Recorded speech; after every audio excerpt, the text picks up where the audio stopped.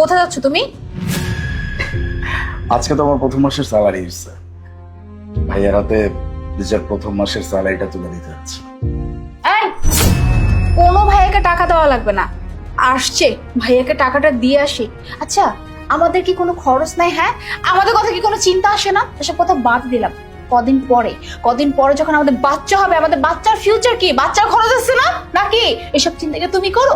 আসছে, আমি স্যালারি পাইছি, প্রথম টাকা ভাইয়াকে দিয়ে আসি, এত নাটক করার কোনো দরকার নেই। শোনো, তোমার ভাইয়া যদি জিজ্ঞেস করে যে তোর স্যালারি কোথায়, সোজা কথা বলে দেবা যে আমার স্যালারি মোনা নিয়ে নিচ্ছে। পাগল হয়ে গেছো? এইটা আমার প্রথম মাসের স্যালারি, আমার জীবনের ফার্স্ট স্যালারি। এটাতে আমার ভাইয়ের সর্বপ্রথম হক আছে।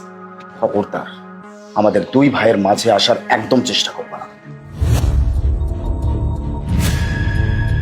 চুপ তো, মানে আমার কথা কোনো গায়ে লাগাইলো না, মানে কোনো কথাই শুনে না। আল্লাহ জানে ওই ভাই আর ভাবি মিলে আমার জামাইটার উপর কি জাদু টোনা করছে যে আমার কথা কোনো পাত্তাই দেয় না, শুধু তাদেরই চিন্তা করে।